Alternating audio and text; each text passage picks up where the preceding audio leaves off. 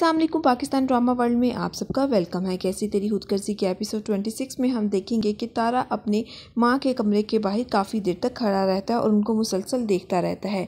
जब उसकी बीवी आती है तो वो कहती है कि तारा, तुम्हारे देखने से माँ ठीक तो नहीं हो जाएगी, तुम कब तक यहाँ पे खड़े होगे। तारा की बीवी उसको पकड़ कर बिठा देती है। तारा अपनी बीवी को कहता है कि मैं सोच रहा हूँ कि शमशेर को कॉल करके माँ के बारे में बता दूँ कि उनकी तबीयत बेहद ख़राब है, लेकिन उसकी बीवी उसको रोक देती है और कहती है कि शमशेर को बताने की कोई ज़रूरत नहीं।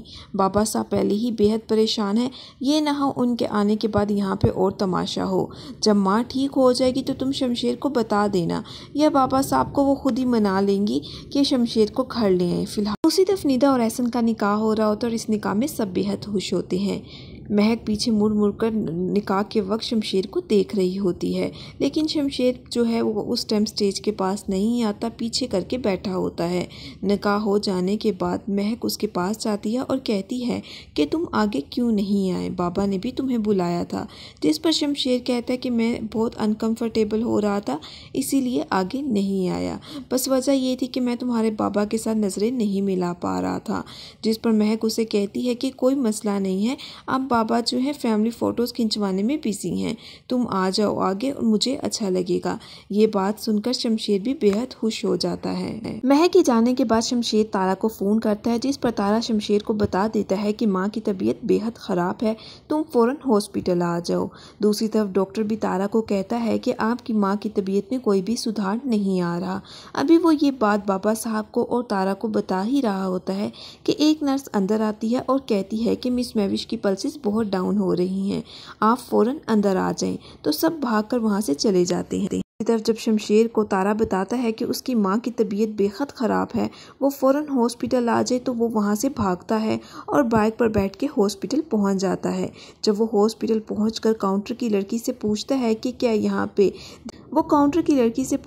यहाँ पे क्या मिसिस दिलावर हैं कोई नाम की पेशेंट, जिस पर काउंटर वाली उसको बताती है कि कुछ देर पहले ही उनकी डेथ हो गई है। ये बात सुनकर शमशेर बेहद परेशान होता है और रोने लग जाता है।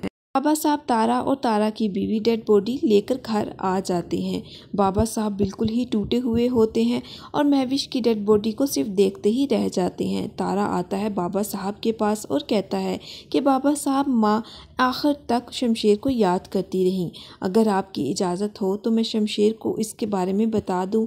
जिस पर वो तारा को कहती हैं कि शमशेर अपनी मर्ज़ी से उस औरत के लिए घर छोड़कर गया है, ऐसी औलाद होने से बेहतर है कि ना हो।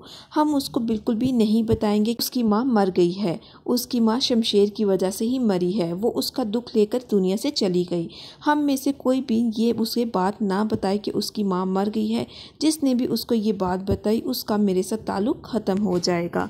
तारा बहुत ज़्यादा अपने बाप को फोर्स करता है, लेकिन बाबा साहब तारा की बात नहीं मानते और तारा को कहते हैं कि तुम परेशान ना हो, मैं तुम्हारे साथ मौजूद हूँ, शमशेर को कोई भी बात बताने की ज़रूरत नहीं है।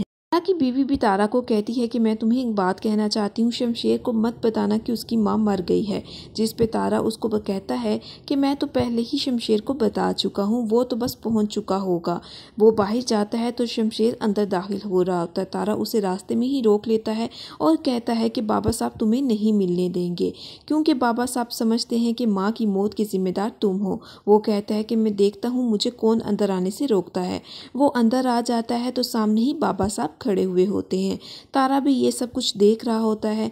बाबा साहब आगे बढ़ते हैं और शमशेर को अपने गले से लगा लेते हैं।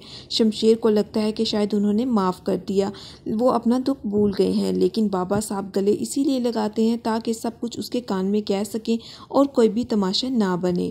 वो शमशेर को गले लगा कर कहते हैं कि तुम्हारी तो कोई इज्जत नहीं है, ना कोई ख़ानदान, लेकिन मेरी इज्जत है, मेरा ख़ानदान है, मेरा वक़ार है। मैं यहाँ पे कोई भी तमाशा नहीं बनाना चाहता। तुम अपनी मर्जी से ये घर छोड़कर उस औरत के पास गए थे, अब तुम दोबारा उसी औरत के पास चले जाओ। तुम्हारी माँ मर गई है और तुम हमारे लिए, तुम्हें यहाँ से आने की ज़रूरत नहीं है। वो तारा को कहते हैं कि तुम इसको यहाँ से ले जाओ, इससे पहले कि कोई तमाशा बने। तारा शमशेर का हाथ पकड़कर वहाँ से ले जाता है और शमशेर वहाँ पे देखता ही रहता है कि उसके साथ हुआ क्या।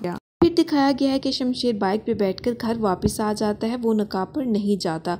पूरे रास्ते वो बेहद परेशान और रोता हुआ आता है। जबकि दूसरी तरफ महक शमशेर का इंतजार कर रही होती है और परेशान हो रही होती है कि शमशेर फ़ोन क्यों नहीं उठा रहा। उसकी माँ भी उससे पूछती है कि बेटा तुम क्यों परेशान हो, जिस पर वो कहती है कि नहीं मैं वैसे ही खड़ी हूँ। उसके बाद निदा और एहसन की जो होती है वो रुखसती हो रही होती है। रेहान कहता है कि आप परेशान हो, निदा अब हमारे घर की बेटी है।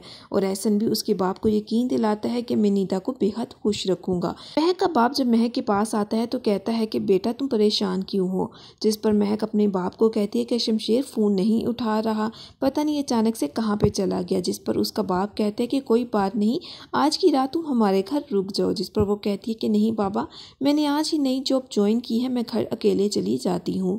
महक घर वापस आती है, दरवाज़ा खोलती है तो देखकर हैरान हो जाती है कि शमशेर सामने बैठा हुआ है। लेकिन शमशेर बेहद परेशान है। वो शमशेर को कहती है कि तुम कब अपनी जिम्मेदारियां संभालोगे, तुम्हारा ये कोई तरीका था कि तुम मुझे नकाब पर अकेला छोड़ आए। लेकिन शमशेर आगे से कोई भी जवाब नहीं देता। आखिरकार वो सर उठा लेता है और रोने लग जाता है। शमशेर की ये हालत देखकर महक परेशान हो जाती है और आती है उसके पास।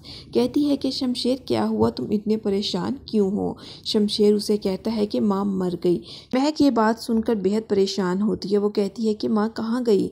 जिस पर शमशेर उसे बताता है कि माँ हमें हमेशा हमेशा के लिए छोड़कर चली गई और बाबा साहब ने मुझे मिलने भी नहीं दिया। शमशेर की माँ की डेथ की बात सुनकर महक भी बेहद परेशान होती है और उसकी आंखों में भी आंसू आ जाते हैं। वो शमशेर के चेहरे को पकड़ती है और उसको हौसला देती है।